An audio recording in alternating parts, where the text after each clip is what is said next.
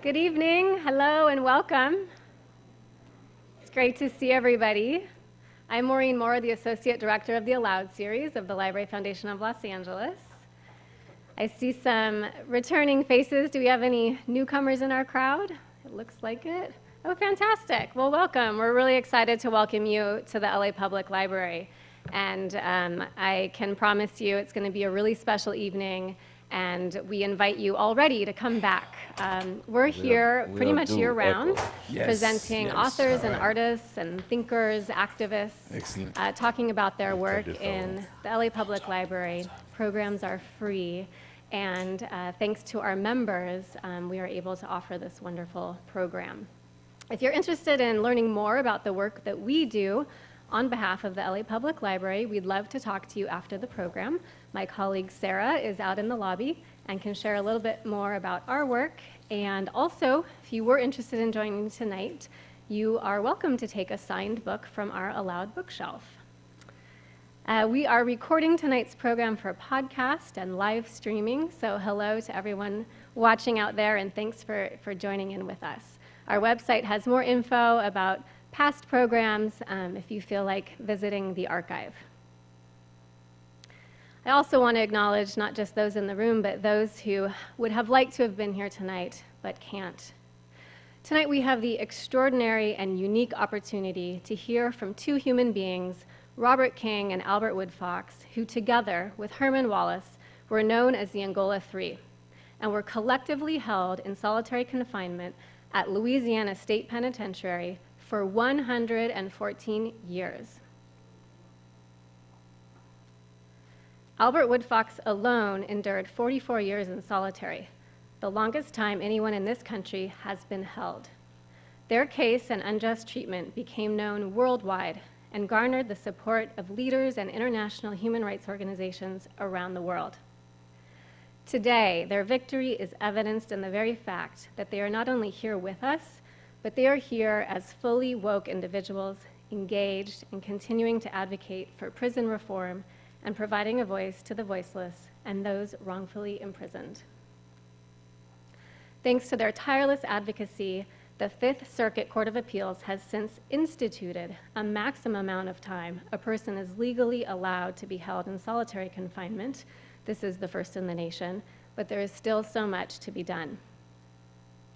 Their struggle, our struggle, is strengthened by the countless supporters and advocates worldwide who have also dedicated their lives to advancing equality and justice.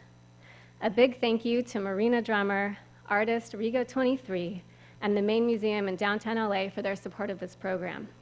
Thank you also to PM Press, Robert King's publisher, and our friends at the UCLA Prison Education Program and their supporters in the community. We also acknowledge the family members of other political prisoners who don't give up hope. On the heels of the 50th anniversary of Dr. Martin Luther King's assassination, we gather tonight for a mere 90 minutes of time together to hear and learn the story of Dr. Robert King and Albert Woodfox. A 90-minute moment that pales in comparison to the nearly 60 million minutes the three members of the Angola Three collectively spent in solitary confinement. Clearly, there is so much more time needed to really hear such a story, but at least we have the opportunity to get started. After the conversation portion, there will be an audience Q&A. Please wait for a microphone to arrive to you if you have a question, and then please join all of our guests in the lobby for a book signing. You can learn more about their story through the books available for sale in the lobby, compliments of our library store. Robert King's autobiography is titled From the Bottom of the Heap, the autobiography of Black Panther Robert Hillary King. Also available is Panthers in the Hole, a comic novel published in English by Phony Media and translated by Olivia Taylor-Smith, who's in the audience tonight, and Bryonn Bain's The Ugly Side of Beautiful. And also stay tuned because next year, Albert Woodfox's memoir will be published by Grove Atlantic. And also as a little extra sweet deal tonight, thank you to Robert King, if you purchase a copy of his book, you'll get to sample, while supplies last, his handmade praline candy known as Free Lines. a recipe developed in prison that he continues to make today. And if you don't have a chance to get it here, you can find it on his website. Bryonn Bain will be moderating tonight's conversation with Albert and Robert, and is the director of UCLA's Prison Education Program. He's traveled the nation also, touring his multimedia production, Lyrics from Lockdown, executive produced by Harry Belafonte, which tells his own story of his wrongful imprisonment. Bain is celebrated as a poet laureate of the hip-hop generation, and Cornel West has called him, quote, one of the leading minds of his generation. Bain speaks his truth with a power we desperately need to hear. More bio information on all of our guests can be found on the ALOUD website. But without further ado, please welcome Dr. Robert King, Albert Woodfox, and Bryonn Bain to the ALOUD stage at the LA Public Library.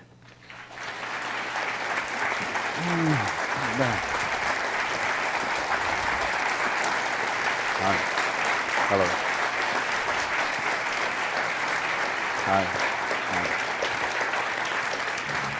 Hi. Good evening. Peace, family. How y'all feeling? Okay, we want to first start off just by acknowledging that we are a native land. We are walking on land that the indigenous people, the Tongva Nation, was on here for a very long time before any of us, most of us in this room, and our ancestors arrived. So I want to acknowledge them, their sacrifice, their struggle, their struggle against conquest and genocide, slavery. We see their struggle as our struggle, and we acknowledge them and their energy, and we call it forth into the room today. So we're going to go ahead and get started. It is an honor and a privilege to be here with you two brothers. I see you as our freedom fighters, our heroes, and I know we have so much to learn from you. Hashtag real Black Panthers. And I want to start off by talking just a little bit about your roots. You know, Brother Malcolm said a tree without roots cannot grow. You know, and as one of the leading architects of what ultimately became the Black Panther Party in terms of his views on freedom and self-determination, I think it would be great to have an opportunity to hear a little bit about your life, even before Angola. We're going to get to Angola, but the roots. Before Angola, what are your earliest memories? You know, my earliest memory as a child was, you know, my stepdad was in the Navy, and, you know, traveling a lot. Wherever he would be stationed, you know, the whole family would have to go. And, you know, I remember those long car rides, you know. And I think, you know, it's so many memories, but I think that was the most impact, you know, traveling from one state to another. Okay. Thank you, and thank you all for coming. And yes, get into it. My earliest memory, wow, I have a few. I have quite a few. When I was a youngster, I remembered a lot of things. I think I started remembering when I was about 3.5, 4 years old. I think one of my earliest memories was I was living in Louisiana. At the time, I lived with my grandmother. I hadn't moved to New Orleans at the time. And I do remember I was living in an area that was low. We used to call it the Airline Highway at the time, which probably turned into I-10 at some point later in the future. But we lived on the other side of the highway, which was the low side. I think I mentioned it in my book. We lived on the low side. I think some of the earliest memories that I had was living in that house, which was unpainted, old, dilapidated. And sometimes I was cold. We were cold. During the wintertime, there was bitter coldness. And even though Louisiana was a place that did not get frigid weather, you know, to any great degree, being a young individual, 35, 40 degree weather was cold when you didn't have heat. And, you know, we used wood, you know, as a means of fuel. So those were the earliest years, and I remember. And I had quite a few of those days, and but they shaped my eventual involvement. That's the way I like to look at it. You write a lot in the book about formative experiences, key figures, and I know that your time in Angola helped to transform you in ways that have impacted you ever since, because of a number of incidents that happened. But even before your arrival there, who were the people in your life who meant the most to you? Who were the people that meant the most to you, and what were experiences that stayed with you throughout your time inside? That was me, and I'm sure everybody had this type of experience. I had this love-hate relationship with my mom, you know. Mm-hmm. Eventually, I grew into the wisdom and the knowledge that she was trying to give me, and I once saw it as her trying to control my life. Mm-hmm. You know, but I would have to say my mom was probably the greatest impact in my life, and I'm fortunate enough I grew into the wisdom that she had, you know. Okay. It's hot in here under these lights. I gotta. All right, sound folks. Pardon me one moment. This is gonna feel. All right. Okay. So, and Brother Robert. My grandmother was my mother, Right. Alice King. She was my mother, and so it was she who kind of, you know, guided my thoughts. She was the person that raised me, and I did not meet my father until after my formative years. I think that was not. I think I know.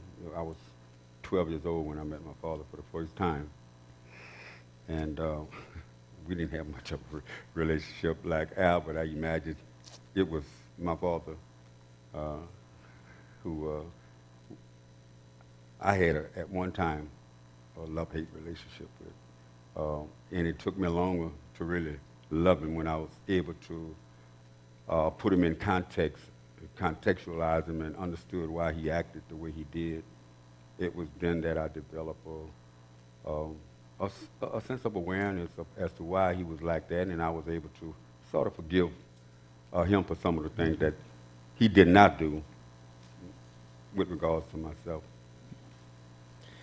And so we talked a little bit earlier about experiences that transform you, and we're talking about Sonia Sanchez, the poet, and how she said when she first heard Brother Malcolm speak, it was like you sleep in the bed and the sunlight came into the window, and you can get up and close the blinds, but you've been woke, right? You're up. You can't go back to sleep in the same way. Was there a moment for you, and I know some of this can happen incrementally, but was there a particular moment or moments for you that opened your consciousness and helped you to realize that the condition you were in was something that was linked to broader systems and broader structures and broader histories of oppression that you understand now in a way you didn't before? Well, for me, you know, sadly, I as I got older and I began to self-educate myself and develop a little insight and a little wisdom, I realized that, I was a petty criminal. I was a predator upon my own community. And, I brought so much pain and suffering to the people that I should have been trying to uplift and protect. And, I escaped. I was in prison. I escaped, and I went to New York. And while I had a peripheral awareness of the Black Panther Party, I got a chance to see the Black Panther Party up and close in Harlem, New York, and got a chance to talk to mostly the sisters in the party, and It was a different Harlem then. yeah, Yeah. it was very different, Yeah. and you have to be African American to understand what I'm about to say. I had always detected fear in African American people because I didn't understand why, but it was there. And I can remember times, particularly in particular, my mom and I were standing at the bus stop. I was about 12, 13 years old, and the police crews would come down And as they got closer, she kind of took me and pushed me behind her, as if, you know, she saw this threat, you know, and she was trying to take her body and shield me and protect me, you know. But seeing the Black Panther Party for the first time in my life, I saw black men and women without fear, you know.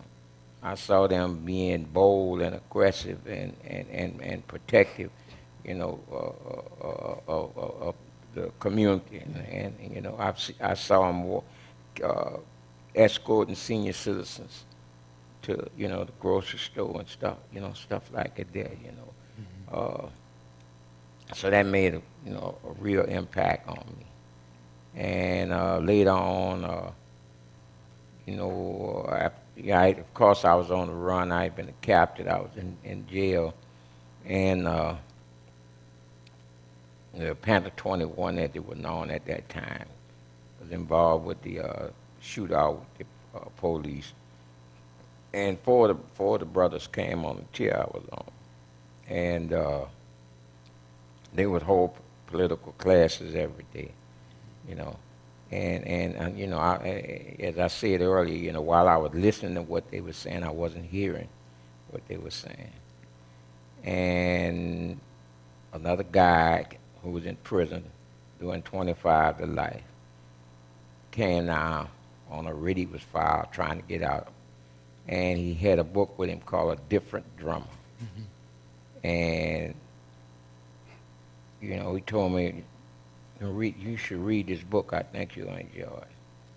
And for the first time in my life, I picked the book up and read it from front to back and without putting it down.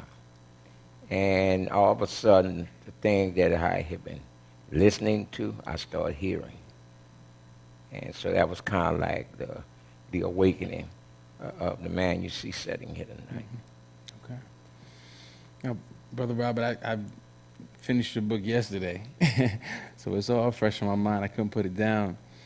And you talked about a couple of moments that had a big impact on you, but losing a loved one in particular was a moment that you mentioned. I wonder if you wouldn't mind telling us if that or another moment had a significant impact in just your coming to consciousness and your decision to be involved with the Black Panther Party. Yes, there was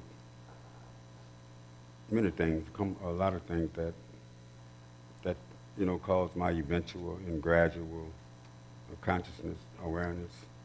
A lot of things that happened in my life, and it was initially the struggle that my mom or grandmother had. But, you know, being a post, you know, World War II baby growing up in the South, Jim Crow was really everywhere. So, you know, my consciousness and my learning was incremental again, and the window kind of gradually opened. But once the window started opening, whoa! I began to see so many things.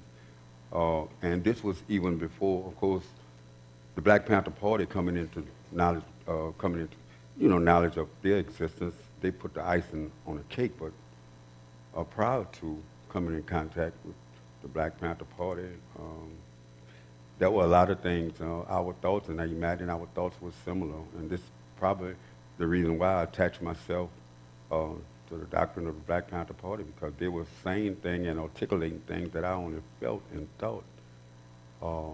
And, you know, when they said we want freedom, power to determine our destiny, it dawned on me that we didn't have power to determine our destiny. We want an immediate end to police brutality in the community. Well, I had grew up and seen this even before the Black Panther Party was able to articulate this, because they came years later. But I saw it in the raw in the 50s, you know. But with my eventual coming into contact with members of the Black Panther Party, and I love the 10-point program, you know, we want, and like I said, we want immediate to police brutality. We want You know, they wanted the right to vote, wanted the right, you know, to be men, to be women, to be productive citizens in a society. Well, see, we want land, bread, housing, education, clothing, justice, and peace as our major political objective, a United Nations supervised plebiscite to be held in the community in which black colonial subjects would be allowed to participate for the purpose of determining the will of black people. Because prior to that time, you know, in my knowledge, there weren't anything of any power given to us, you know, to really articulate and to put our will out here into society, to put the things that we knew out here into society, to give something to society, to make society better. But it was, like I say, they put the icing on the cake because, and then I began to read. Once I began to see things before I came in contact with the Black Panther Party, I went to school. I only completed the 8th grade. I was so bored with school. I only completed the 8th grade. The things that I eventually learned, they were not in school, not the school that I went to. I didn't know anything about Richard Wright. Didn't know anything about Harriet Tubman, Nat Turner. I didn't know anything about these people. This was something that wasn't, you know, taught in school. And you know, after coming in contact with those people, coming in contact with their work, my involvement just became much gradual. It just exploded. And when I really saw that window of consciousness, you know, began to open up, and I began to embrace it. And when the Panther came along, and Malcolm X said it before them, but I didn't hear it until the Black Panther Party said it. When the Black Panther Party said it, I heard it and I felt it, and I grasped it. I held on to it because I definitely wanted an immediate end to police brutality in the community. You know, I wanted justice for black people, and so I embraced, you know, totally the struggle. I embraced many aspects of the struggle, but the struggle for self-determination and the struggle for equality is the thing that attracted me, and I understood that it was politics that was appropriate.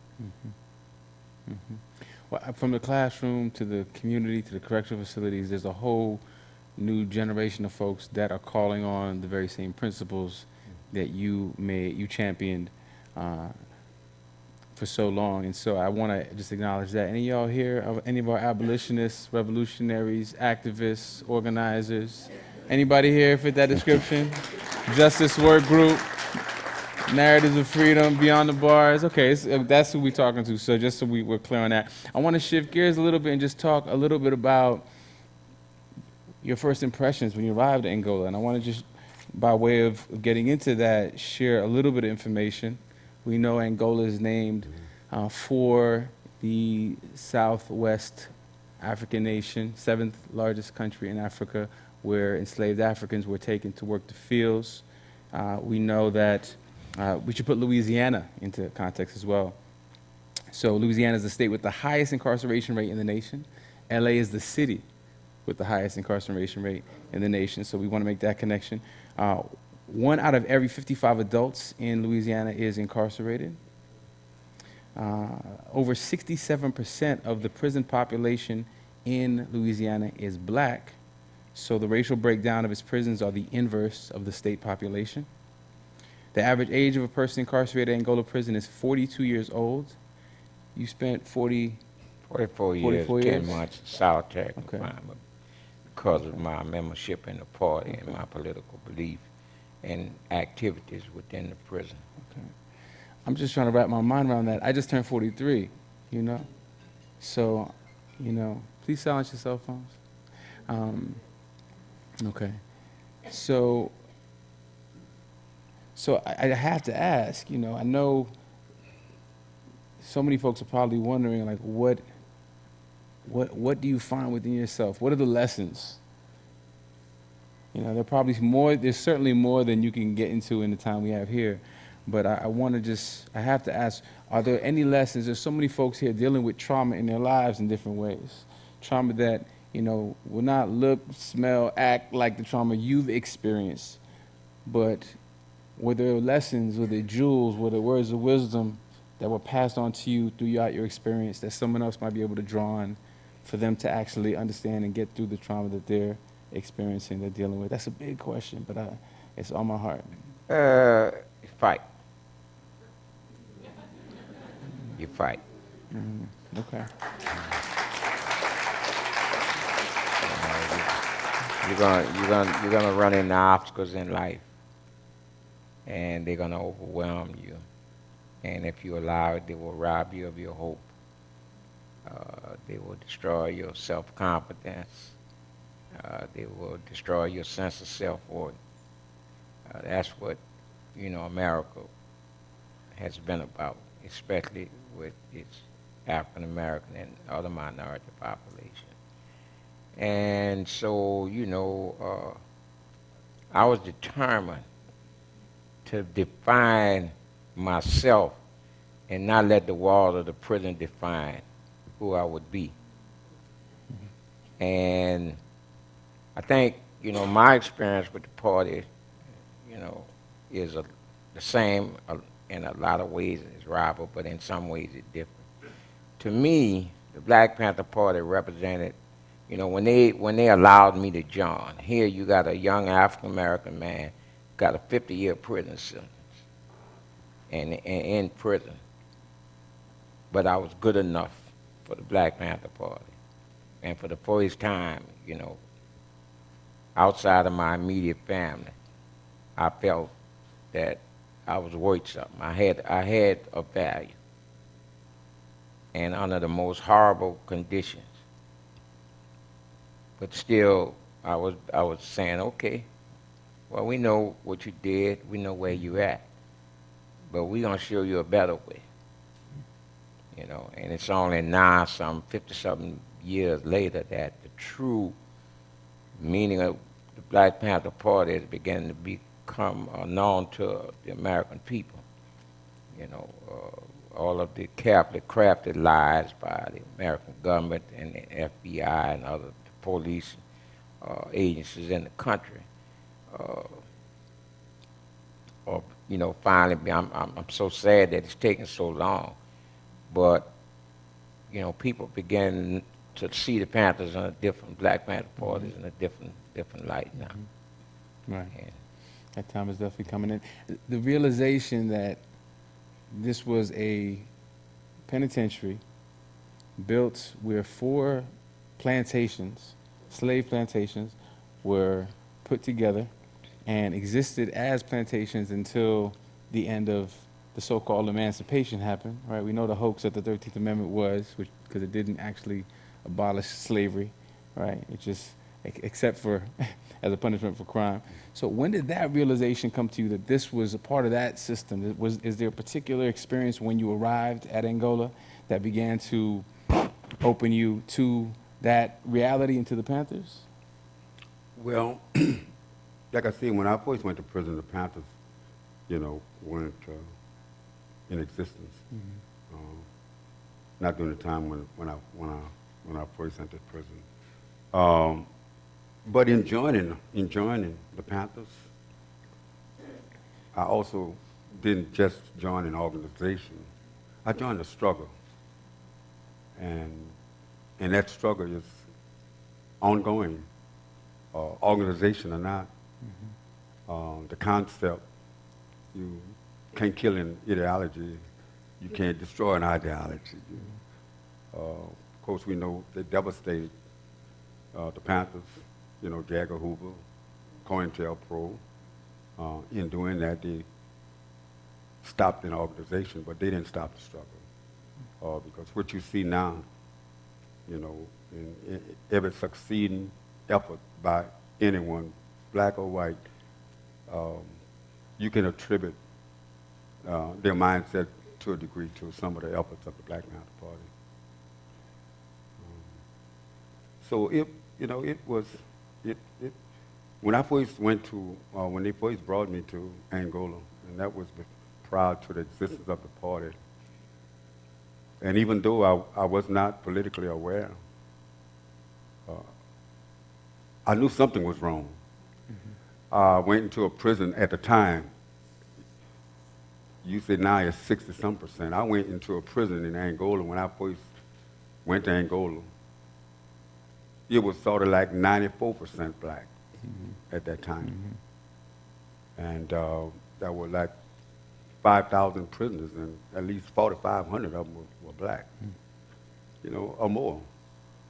And you know, so, you know, I saw some things that and felt some things, and I got, you know, I got my impetus, you know, from thinking. I used to love to think about my condition, and when I incorporate my thinking with what I saw, I mean the mannerism of the white guards, and it was an all-white guarded situation. The mannerism was akin to that of what I learned to be later years as chattel. I mean the mannerism. They referred to people as old thing and any other kind of derogatory name that they wanted to refer to you as. And this was something that I detested. Those were my first years in Angola. And by the way, I had 2 stints in Angola. I was sent to Angola. It was a robbery that was committed by 2 people, and they ended up sending 4 people to Angola. I mean, of course, they ended up sending 4 people to Angola first. And even though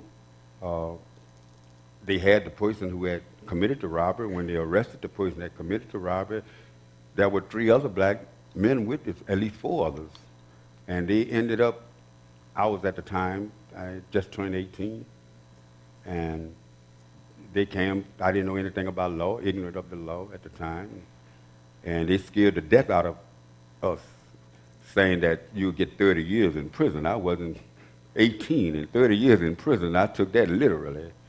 And they scared me to death. So we all pled guilty, despite the fact that the person who committed the robbery ended up with 7.5 years. They ended up scaring us into also pleading guilty, being ignorant of the law, saying that we would get 30 years. And as opposed to 30 years, getting 10 years and 30, of course, the rest of us pled guilty, even though we were innocent of the crime. And we ended up with 10 years in prison.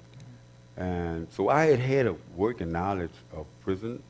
And when they brought me to prison, I went through a lot of changes.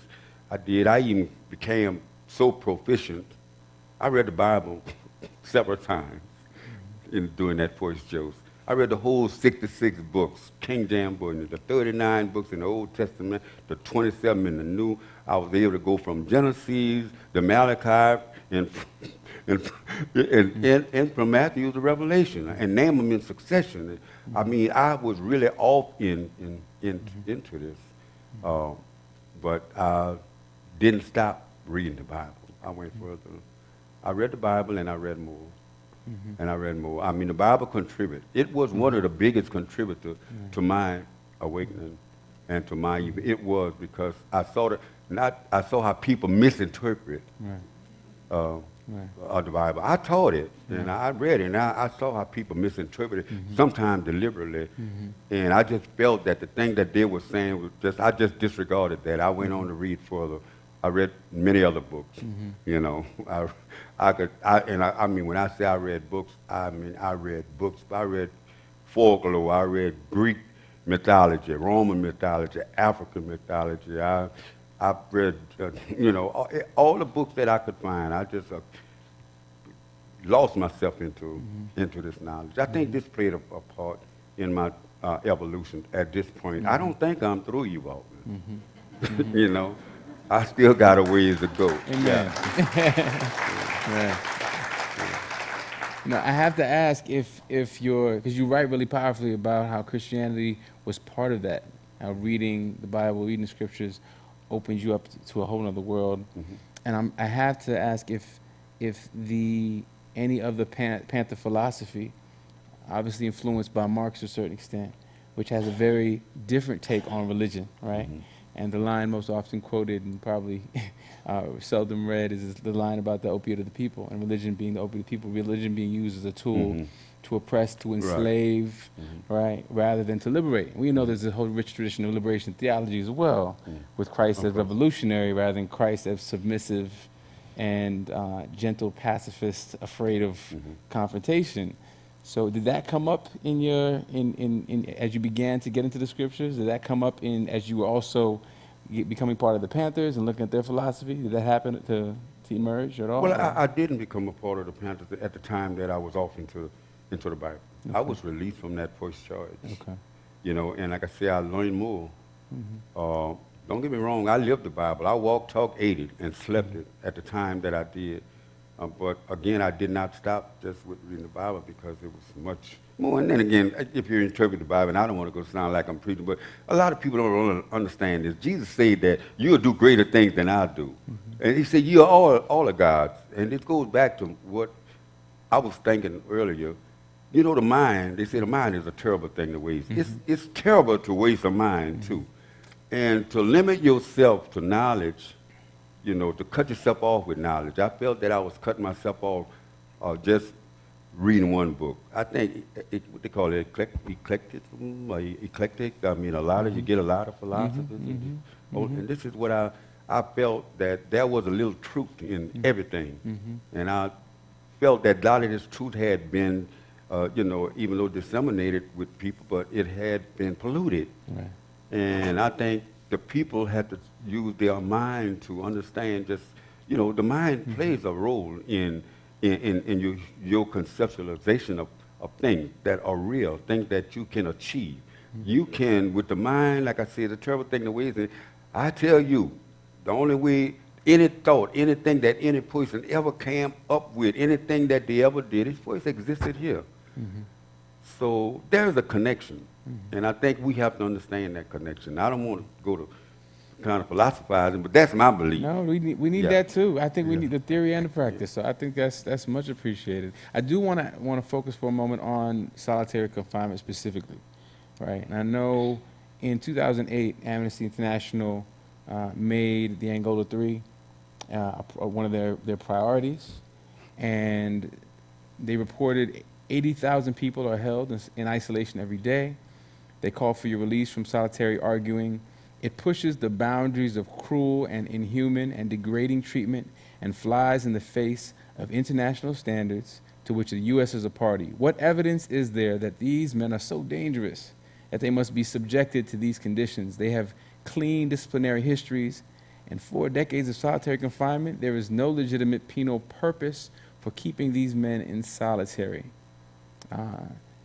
You know, and Brother Robert, you maintain in your book, you say to be held guilty of a crime that one hasn't committed with exculpatory evidence to prove innocence, willfully overlooked by the courts, is an act of terrorism.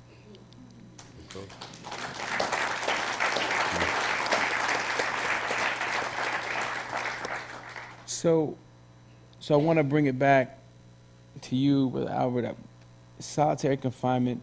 Prior to entering solitary confinement, what did you know of this? What did you know of it? Was it something that you had been introduced to in any way? What was that experience? How did that experience begin for you? Well, you know, prior to being sent the term in Angola is CCR, closed cell restrict. When I went to Angola, I had joined the Black Panther Party while I was in the parish jail in New Orleans. And so, you know, I had been politicized. I had the term we use, a level of conscience, which basically means that, you know, I didn't accept things as they were. That when things came to me, no matter what form or shape or color or whatever, I would apply, you know, whatever wisdom I had, whatever, basically what we call a gut instinct.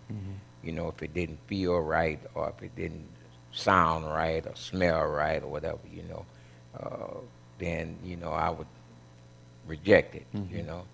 And so Herman and I, Robert was, I think he was still in New Orleans at the time, you know. We helped establish the only recognized chapter of the Black Panther Party in a prison. And we were very active in fighting prison corruption, racism. They had a thriving sex trade going on. We formed the anti-rape squads from the guys who had joined the prison chapter of the party, in which we protected young kids, 16, 17 years old, coming into prison for being raped and being forced into sexual slavery, and which the security staff benefited from it because they gave cover and protection to the guys, the sexual predators in the prison, you know. And so, you know, it was you know, things like that. So when, I'll never forget April 17, 1972, a young correctional officer was found dead in one of the units, Pine Unit. And because of the political activity that I was involved in, Herman and some of the other people, I was the very first one that they arrested and paraded before the entire prison population under the machine guns. That's virtually what, you know, the correction officers who brought me from the clothing room area to the dungeon. And from there, the very next day, April 18th, I was placed in CCR.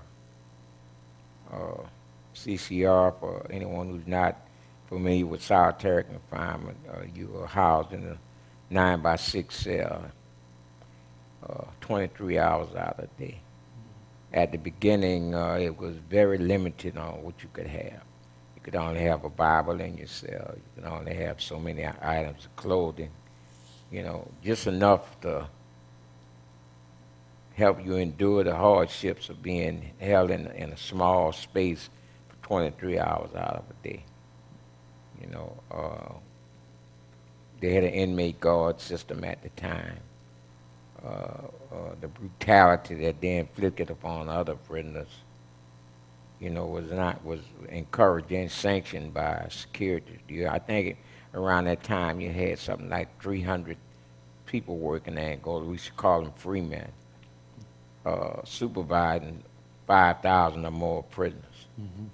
So these inmate guards, they did a lot of the work that security people should be doing or would be doing. Overseers. Yeah, and but these overseers had weapons instead of whips. You know, they used to give them rifles, M16s and shotguns and stuff. And, you know, and they used to man the towers and the work lines and all that there. You know, they'd set up guard lines around people working in the field. And, you know, so those were some of the things, you know, that we were actively resisting, you know. And eventually they brought King. And because he was a member of the party, because he knew Herman and I, they placed him in CCR as well. But he was 150 miles away? It's math. I mean, how'd you magically 150 miles away snap your fingers and show up somewhere? I mean, how did they explain that? Well, I know they explained it for about 29 years. Right. Yeah, they explained it away. Right. That is, the logic, there wasn't any logic to it. Like Albert said, I was 150 miles away, had never met a man in my life. They sent me to Angola 2 weeks after that incident, and they placed me in solitary confinement. They placed me first in the dungeon, and from the dungeon I was placed in solitary confinement. They placed me in closed cell restriction as they had placed Albert and Herman and other people whom they had picked up. And I was there, and I learned that I was under investigation, so they had me under investigation for a crime that had been committed in a prison that I was 150 miles away, had never met a man, and I was under investigation for 29 years for that crime. So how old were you both when you went in to solitary for the first time? This last time. How old were you? I was about 22. 22? I was about, at this particular time, about 25, 26, maybe about 25. Okay. All right. That was my second joke. Okay. And all the recent research we look at on brain development says that a person's brain is not fully developed until their mid-20s or even 30. All right, so you're at that stage of forming, right? Mhm. Can you tell us about Camp J? Camp J was a punishment program designed by the security people in Angola. Its sole purpose was to break men, break their spirits, strip away their self dignity and stuff. It was a brutal, physical force and violence was used against anyone in that program on a daily basis, hourly basis, minute basis. Every minute, hour, or whatever, some man in Camp J was being beaten. As a matter of fact, the whole prison was a cesspool of violence. And so, those were the kind of things that we were fighting against, organizing against, educating, agitating. And as a result of that, Robert did 29 years in solitary. Herman did 41. And because of Robert's campaign, he was the first one of the 83 to be free in 2001. And he walked out the front gate. He didn't walk, he ran out the front gate. But he wasn't running away from Angola. He was running to anyone that would listen about what was being done to Herman and I and myself personally, but the men being held in Angola as a whole. And so, basically it became, we were political prisoners, under the term, because we were being persecuted and held in solitary confinement because of our political beliefs and our political activities. And as a result of that, we were forced to endure, brutality unimaginable. And we had to witness men going insane, men who hurt themselves, cut themselves, whatever, men who actually committed suicide because they could not stand the brutality and the confinement of solitary confinement. I mean, for anyone who would love to have anything close to the experience, try staying in your bedroom, because that's about the size of most cells, the size of a bedroom in a home. Try staying in there for 23 hours. So imagine what it's like to be held in that kind of situation without any hope of being able to do anything to get you out of it. The Herman and Robert and myself, we had impeccable conduct records. It wasn't because they had broken us, it's because we were living under the principles of the Black Panther Party. Our values and principles and code of conduct were those that had been taught with us and demanded of us from the Black Panther Party. So it wasn't a situation where the prison had broken us or they had intimidated us. It was if anything, they just made us thing. But I think what was more important than anything is that Robert, myself, and Herman, instead of turning toward the prison and becoming institutionalized, we turned to society. So the values and the moral principles and the code of conduct that we developed were as a result of the impression of society, the things that was going on in society. We didn't turn inward. We didn't become institutionalized. We didn't live by the code of being, a legalized slave. That's what you are. In America, when you go to prison, you go from being a slave on a plantation to a slave of the state in a different kind of plantation, So, those are the things that, help motivate and carry us for decades, And as I said earlier, my mom, I finally began to understand what she was trying to do, and I'm happy to say that before she passed away, I lost her to cancer, I was able to sit down and ask her forgiveness and tell her that, I hope, that she had, the things she had instilled in me had helped me become the type of man I was, and it was one of the proudest moments of my life. You said you wrote some poetry around that too, right? Yes. Would you, any chance I could get you to share a little bit of verse with the people? Well, I had this situation where, as I said, when I eventually caught up to the wisdom of my mom, I wrote a poem as a tribute to her and mothers like her, Okay. Do you want to hear some poetry? Yeah? All right. Well, we're going to get ready to open it up in just a moment, so get your questions ready, please. The poem is called Echoes. Echoes of wisdom I often hear, a mother's strength softly in my ears. Echoes of womanhood shining so bright. Echoes of a mother within darkest night. Echoes of wisdom on my mother's lip. Too young to understand, it was in a gentle kiss. Echoes of love and echoes of fear. Arrogance of manhood wouldn't let me hear. Echoes of heartache I still hold close as I mourn the loss of my one true hero. Echoes from a mother's womb, heartbeat held so dear, life began with my first tears. Echoes of footsteps taken in the past, echoes of manhood standing in the looking glass, echoes of motherhood gentle and near, echoes of a lost mother I will always hear.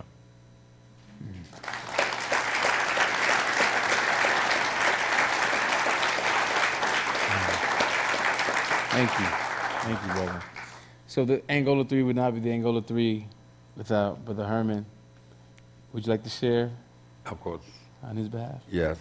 I don't have any poetry at the moment, but I do want to share Herman's voice. Herman is always here with us, as Albert points out, even though he's gone. But people don't hear his voice or the words that came from his soul. Anyway, he writes on Saturday, August, it was 1981, I was transferred to LSU Hospital for evaluation. I was informed that the chemo treatments had failed and were making matters worse. And so our treatment came to an end. The oncologist advised that nothing could be done for me medically within the standard care that they are authorized to provide. They recommended that I be admitted to a hospice care to make my remaining days as comfortable as possible. I have been given 2 months to live. I want the world to know that I'm an innocent man and that Albert Woodfox is innocent as well. We are just two of thousands of wrongfully convicted prisoners held captive in the American Gulag. We mourn for the many families of Brent Miller. That was the man who was killed, and he was allegedly charged with killing a man. He extended the fact that he mourned for the family of Brent Miller and the many other victims of murder who will never be able to find closure for the loss of their loved ones due to the unjust criminal justice system in the country. We mourn for the loss of the families of those unjustly accused who suffer the loss of their loved ones as well. Only a handful of prisoners globally have withstood the duration of years of harsh and solitary confinement that Albert and myself have. The state may have stolen my life, but my spirit will continue to struggle along with Albert and the many comrades that have joined us along the way here in the belly of the beast. In 1970, I took an oath to dedicate my life as a servant of the people, and although I am down on my back, I remain at your service. I want to thank all of you, my devoted supporters, for being with me to the end. Herman Wallace.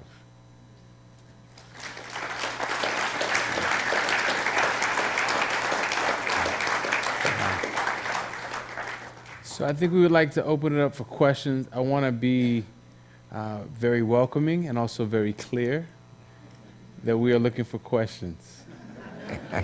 So if you have a comment, there'll be a book signing afterwards. If you have a question, please raise your hand. Hi, I just wanted to ask if there was one thing that kept you going, what was it?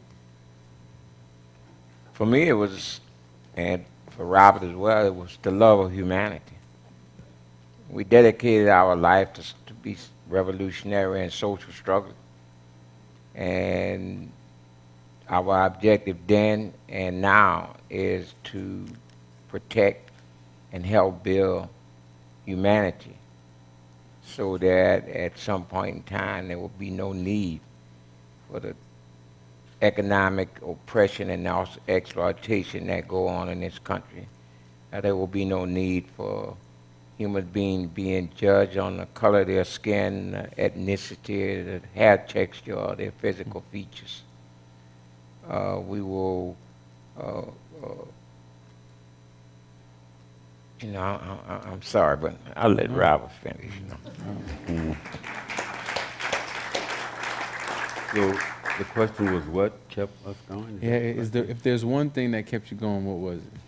Well, it wasn't one thing that kept us going. It was many things, and it was just as Albert pointed out. But I imagine if I was forced to single one thing out, I would have to say that it was my total rejection of a system that oppressed. It was my being politicized into learning who my enemy really was and what was my enemy. And my enemy was immersed in lies and discrepancies and hypocrisy. And the fact that I felt that this was a wrong done to mankind in society, and if I could do anything to right this wrong, or to offset it in any manner, I would do so. And I made a dedication to within myself. And I didn't make a promise of anyone else, but to promise myself that in order for me to live fully and wholly, and to contribute in the manner in which I want to, I have to do it the way I'm doing it now. And that is to continue to struggling. Thank you.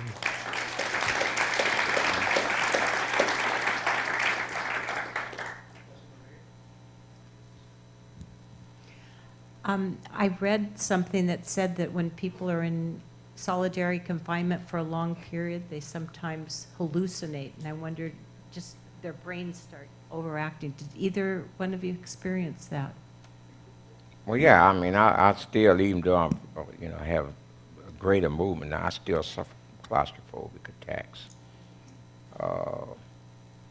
It has been scientifically proved that anyone held in solitary confinement suffer brain damage and physical deterioration at a much greater speed than the normal aging process would require. Yeah, I think I suffered, some damage. It was mostly physical. And did I hallucinate? I meditated.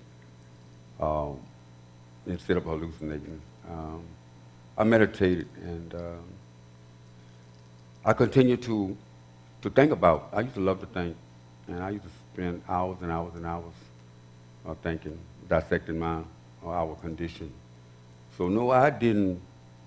You know, this is of course solitary confinement. Scientists have proved this, and we have been on panels in which I have appealed on. Albert has appealed on that.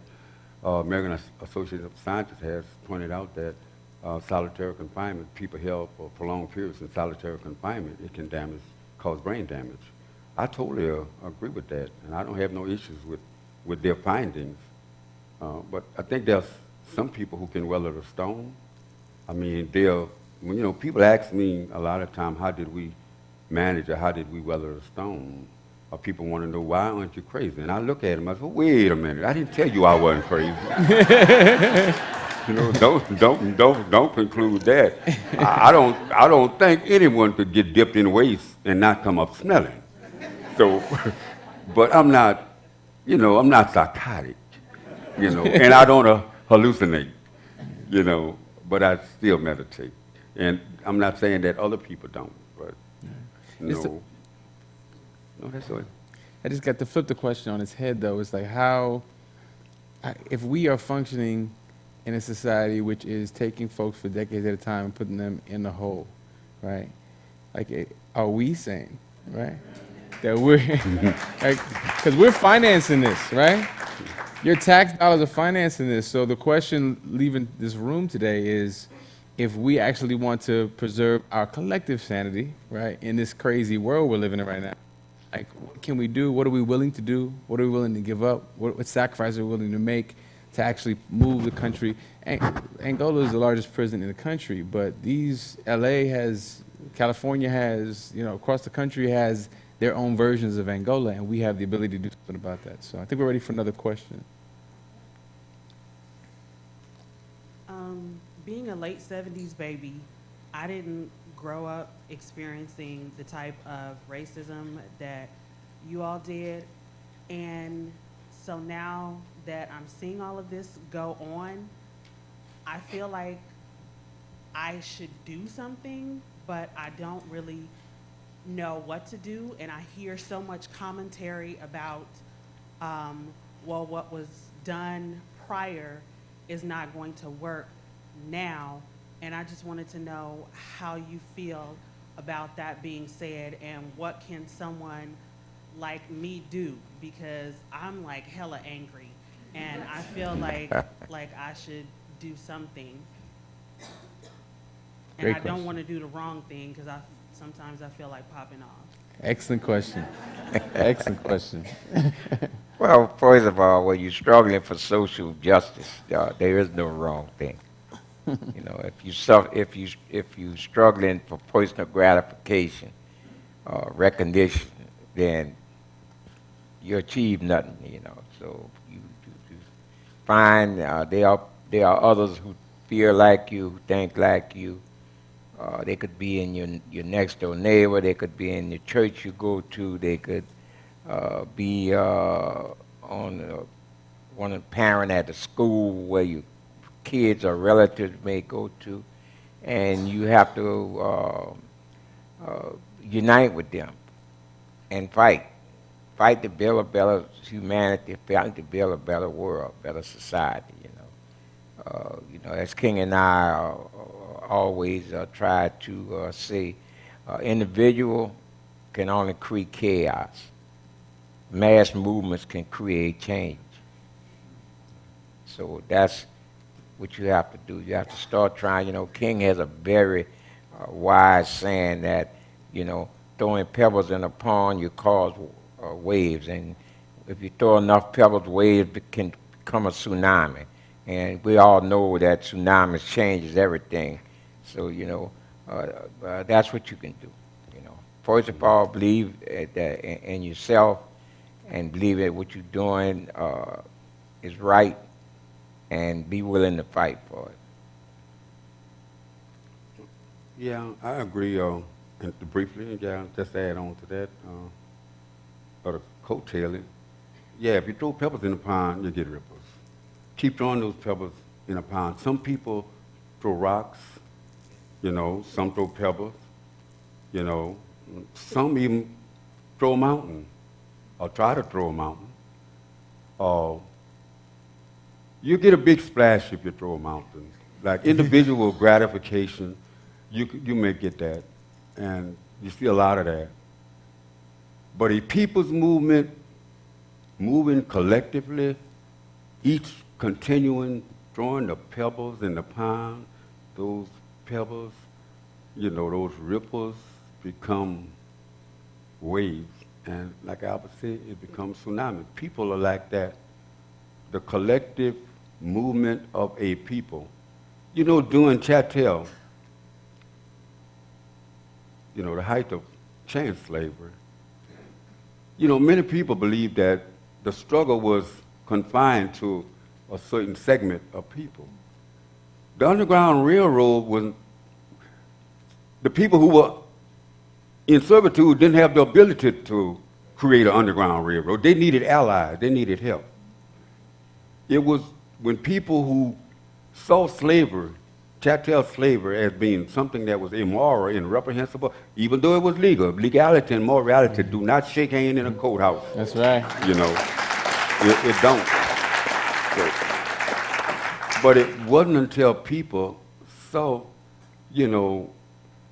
chattel as being immoral, repugnant, that they lodged against this. And it took all people coming together, fighting to rid themselves. Of course, they created they halted what was going on, but in the process, because when they, eliminated chattel slavery, they immediately instituted legal slavery in a much broader sense, because again, you could be innocent of a crime, but found legally guilty of that crime, and then you could die for that crime. So this is the reason why we have to make the distinction between legality and morality, and we have to understand this, that one individual or two individuals won't accomplish this. It's a process, it's a struggle, and it means just that. And I thank for each individual who throw a pebble in a pond and make it possible for someone else to throw a pebble in a pond, to build up on that. Whatever you drop in a pond or throw in a pond, whether it's a big pond or a big pebble or a little pebble, remember this, that in whatever you do, make it effective, make it meaningful, because again, like I say, anybody could come up with a big splash and they'll instantly remembered, but in actuality, they are totally forgotten. I think people coming together, and having a prolonged struggle, I think that means a lot. That makes a difference.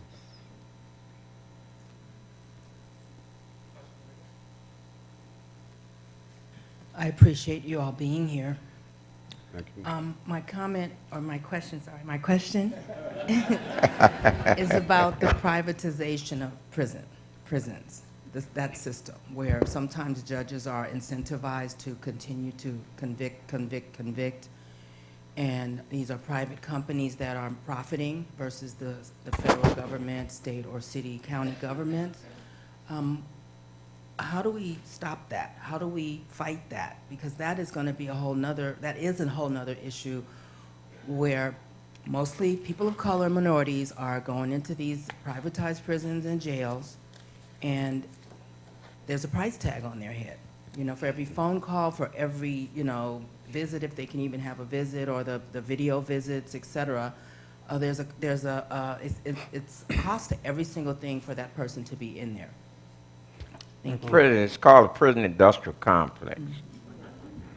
And one of the biggest private prison, Wacken Hut? Wacken Hut Correction Trades Corporation. on Wall Street, so that tell you, private imprisonment has become one of the biggest economic institutions in this country.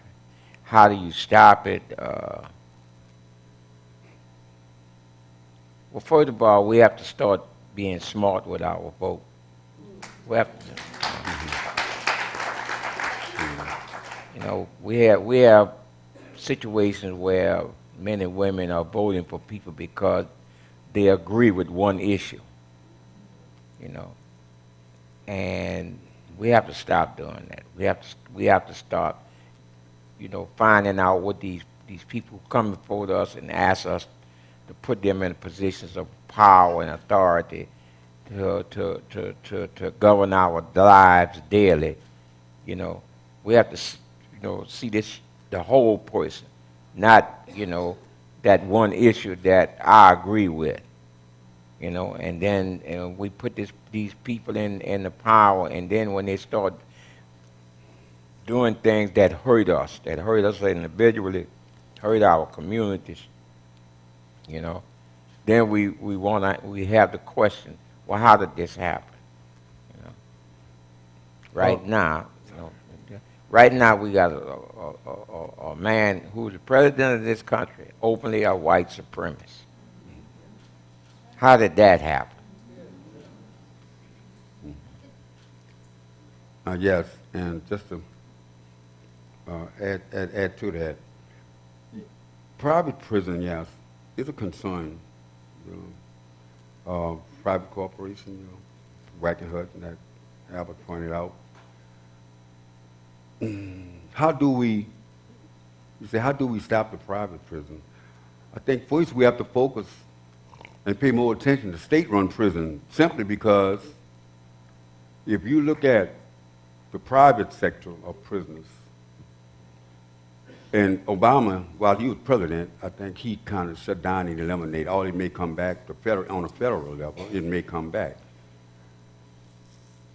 But you have to understand this, that private prisons are not the culprit, because of all the people incarcerated in America, private cooperation and those entities and sub-entities like Wackenhut and whatever they are now, they change the name frequently, they house only 350,000 inmates, if that many. Mm-hmm.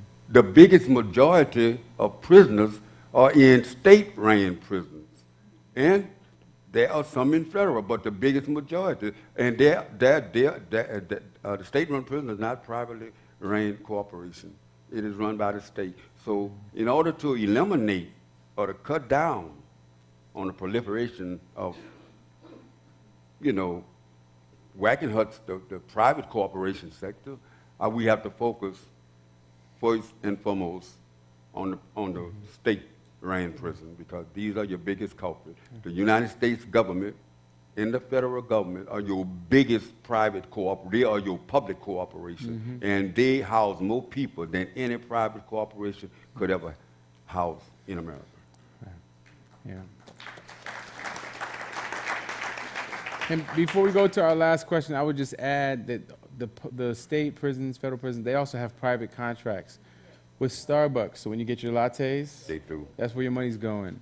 To Victoria's Secret, Right. Dell Computers. Right. It was, for a long time, it was MCI. They got outed, right? And then they stepped out of it, right? But we got to educate ourselves, do that research. There's going to be a lot of folks in the lobby space when you leave who are doing this kind of work. So I invite you to introduce yourself to somebody. If you see organizers handing out flyers, talk to folks, get some information, figure out what else is going on. There's a lot going on this very week, so we can continue to educate ourselves and work together and to collaborate on bringing down this oppressive system. I want to read one last quote from the book, From the Bottom of the Heap, which I recommend you get along with Panthers in the Hole. They're two really brilliant books that will help put a lot of this in perspective. And the quote that I want to read, which I think answers this question as well, says, "The Black Panther Party slogan, Power to the People, centered around the concept that power actually does belong to the people. But the people have relinquished that power to a small faction of people called politicians. And in relinquishing power, they have left themselves at the mercy of ever-changing restrictions defined as laws. Many of these laws deemed legal are in no way moral. In reality, we are empowered en masse to direct or redirect our own course. In redirecting our own course, one of the main focuses must be the prison system and how it is connected to slavery."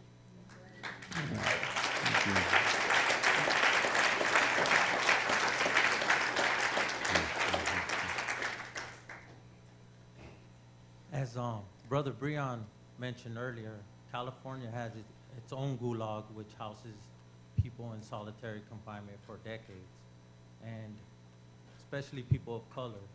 And in 2012, there was one of the biggest hunger strikes here in California by the people in solitary confinement, which included black, brown, and even white supremacists who were also incarcerated in solitary confinement.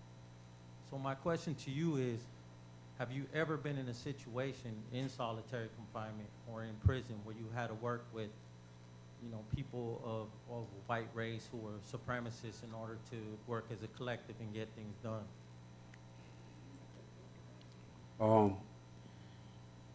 Yes, during our early years in CCR, when they placed us in CCR, out of I was trying to think of how many, 80, 90 some prisoners they had housed in CCR, they only had about 2 or 3 whites. Everything else in there was black.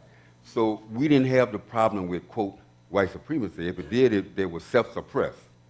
When they came on the till, it wasn't more white supremacy, it was just people.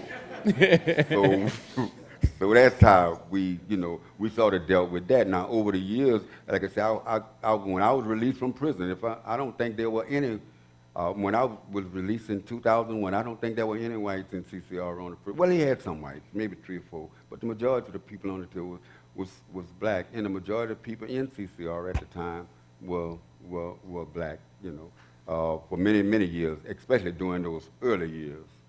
So we didn't have that too much problem with white supremacists coming on the till disrupting.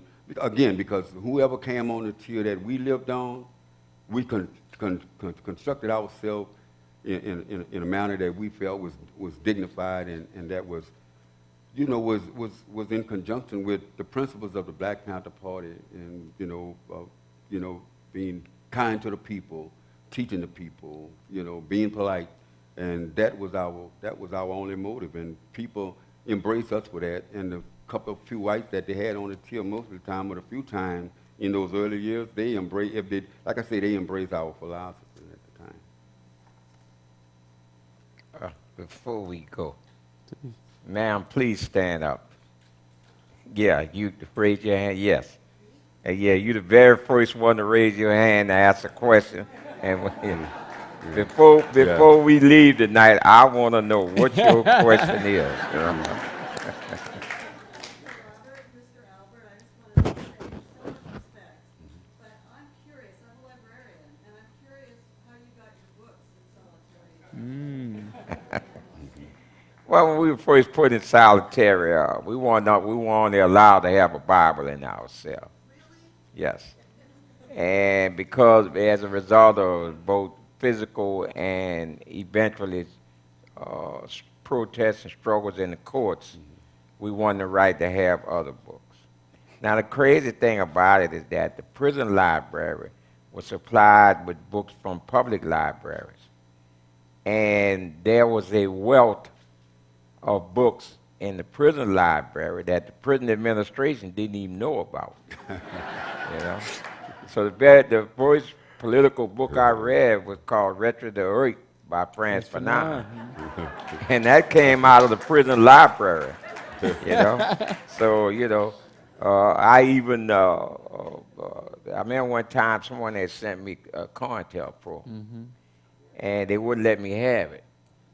And so I filed what's called the ARP, Administrative Remedy Procedure. It's the first step in filing a civil suit. So I wanted to challenge the censorship. And so one of the prisoners that work in the library made a personal trip to CCR, and he said, look, her word through the grapevine is you're getting ready to drag these people in the court over a book. He said, look, I have the book. I'll give it to you.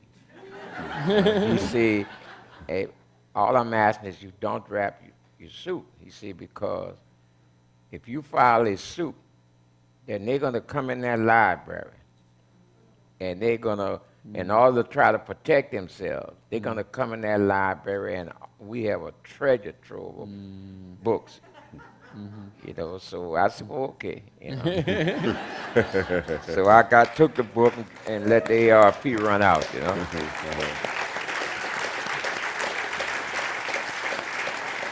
All right. Will you please give it up for Albert Woodfox, Robert King, the Library Foundation of Los Angeles. Thank you. All right, my brother. Thank you, brother. Thank you. Thank you. Thank you, brother. Appreciate you.